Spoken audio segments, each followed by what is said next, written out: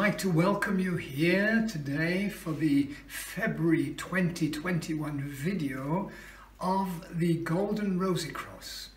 And we thought that we could introduce a subject, which is a powerful subject, about the universal light. What is the universal light? What effect can it have on me and you, on the population of a country, the world's population? What is happening today in the world in terms of the insecurity, the fear that we have because of one pandemic and another pandemic? So when we are thinking and talking about the universal light, then this brings us up to another level, to another element of understanding of our own existence. And over the ages, light has been studied and has been discussed. And the discovery that light is sevenfold and composed of the rainbow spectrum of colors was really an important breakthrough. And today, we still wonder whether light is composed of individual particles or waves. And we know that experiments in physics indicate that light can be seen in both these ways and can be physically demonstrated. But then we can go one step further and say that with the thinking of our scientists and with the work that every one of us is doing when we're thinking about life and existence is the introduction of quantum physics and the fact that a particle can be here and can be here at the same time. And that is also the case with light, that there can be darkness and there can be light, and there can be light and there can be darkness at the same time. So how do these interrelate? How do we see the relationship between darkness and light? We don't want to complicate the issue that we have started to discuss today with you, but we would like to give some highlights or elements of how the Golden Rosy Cross sees these elements, how the Gnostics refer to light. And we could say that behind every manifestation of space and time, there is reality. And behind duality and the three known dimensions, there are other dimensions. And here we talk of the fourth dimension, not to mention books, not to mention films produced on the subject, even the fifth dimension. But yes, our life, in the same way that there is the spectrum of light going from one color to another color, so also our life is sevenfold. And therefore we can see that behind the material manifestation there is another reality. And that other reality we can refer here to the archetype or the Platonic pure form. So we see on the one hand man and the eternal being. We see the microcosm, but also the cosmos and the macrocosm. And if we look to the sun, we see that it has not only its external manifestation, but also has an inner manifestation, which is invisible. So we can talk of the visible sun and the spiritual sun, which is Vulcan. And Vulcan emits also into the world, into the universe of space and time, its spiritual energies and forces. And, dear friends, we are creatures of the light, and we need light to survive. So we cannot live without light. And how do we assimilate light? We assimilate light in the form of vibrations, as rays of energy, but also, for example, as vitamins. Without the vitamins in our food, without the light on our bodies, and that's why one talks of these different supplements and so on. Of course, we really need our daily light, if not our daily bread. Now, if we talk of these two manifestations, the visible and the invisible, and we talked about the visible sun and the invisible sun, Vulcan, that is the same with the universal light. It shines continually and attracts what is akin to it. And then we could say that the universal light awakens the divine principle in our being. And the Rosy Cross speaks of an atom in our system that is a spark of the spirit. And that spirit spark atom is situated just above the heart. And in fact, if we take our physical body and the other bodies, of which the Rosy Cross speaks of the etheric, astral and mental bodies, then that atom is situated in the very center of our being, in the very center of the microcosm, which is the invisible true man in all of its or his potential manifestation. Now, we know that as human beings, we function in and with the light through 5 basic actions. And we'd like to discuss that with you briefly now in this introductory video to our theme, the universal light, for this month of February. And the first basic action is breathing. If we stop breathing, we stop living. If an organism like ours cannot breathe, it will die. But we don't only breathe through the lungs, and so therefore through our nose into the lungs, but we also breathe through our skin.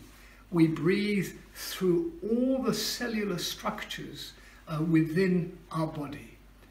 And you know that we only breathe with a very small percentage of our lungs, maybe 5%. So what about the other 95%? What's happening with that? So we have very shallow breathing, and we need to be able to learn to breathe deeply, openly, and that breathing deeply and opening will also change the way in which we function. The second aspect is that of eating. And there is that saying, you are what you eat.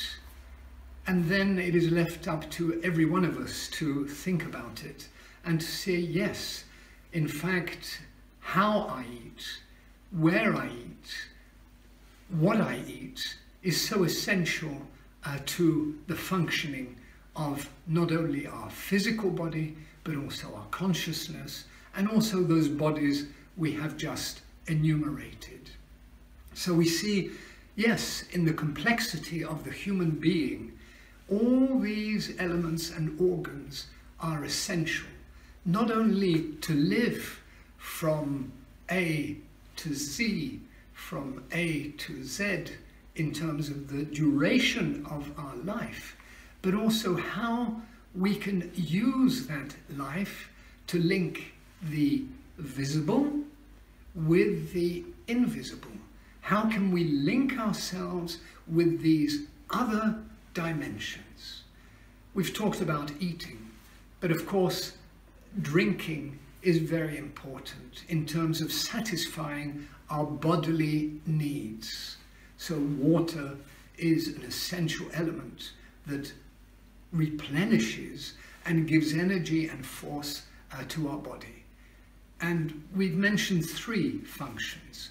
The 4th function is movement. Yes, we as human beings, as animal human beings, need to have movement. And then maybe you're surprised or not, but the 5th one is resting, is rest.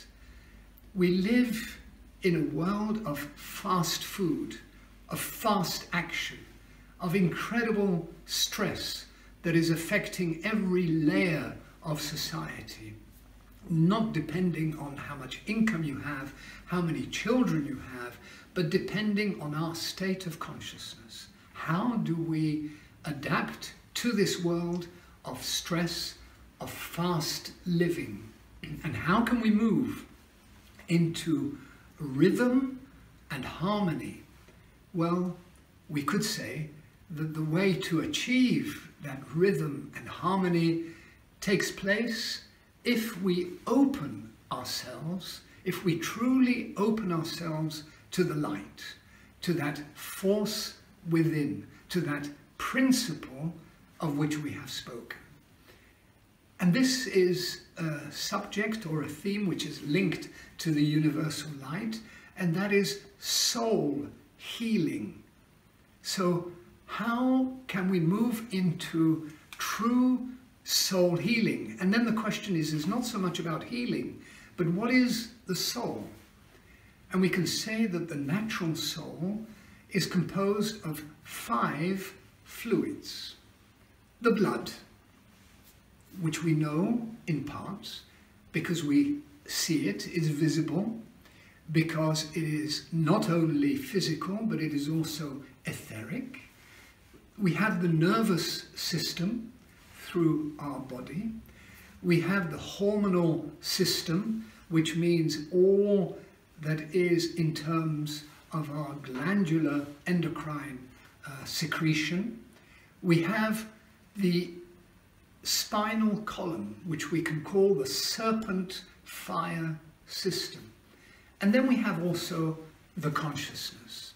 And if we talk of consciousness, you may agree that we are living through and with an ego consciousness, an I consciousness. And here maybe is a secret to the mystery of the universal light.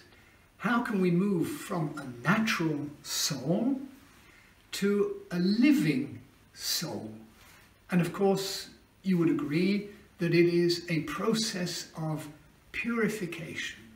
It is a process of purification of those functions, but only through the divine principle, through that spark of the spirit in us. So not trying, not thinking things through, not theorizing, no philosophy, but being able to enter into that very deep, intimate relationship with the spiritual essence which we carry in us as the center of the microcosm. And through that process of purification, but based on and stemming from the divine principle, we can move to spiritual rebirth. And that means a transformation of our personality, a transformation of those 4 bodies we mentioned, of the consciousness, and also of the more and more elevated conscious link with the radiation coming from the divine spark. And this implies transformation and will necessarily imply transfiguration.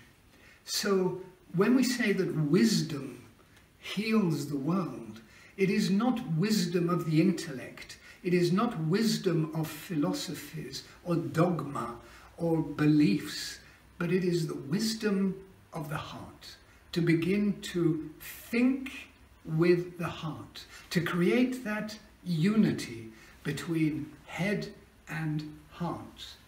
And then if we heal ourselves, we'll be able to heal others. And we come to a very powerful invocation. And that powerful invocation is, you are the light of the world.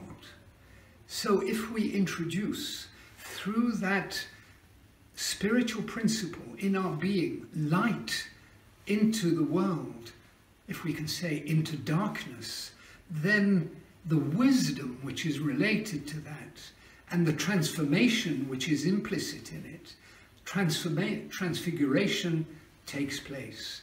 And then we become like a beacon. We carry a flame of light into the world, and obviously linking ourselves with others who are in the same process to create a true beacon that radiates into the world. And that is an enormous, marvelous task, full of joy, full of inner conviction that comes from freedom, the true freedom of the renewed soul. And we look forward to welcoming you at our webinars, also on our Golden Rosy Cross site, where you can find texts, where you can find videos, where you can find podcasts concerning the Golden Rosy Cross and also the path that we have been talking about today. So we look forward to meeting you, to having contact with you in the coming days, in the coming weeks, and that truly we can discover the universal light that will take us through that process of purification into be able to say, yes, somewhere that divine principle is also radiating in and through me, and maybe then one can become the light of the world. Thank you, and look forward to seeing you soon.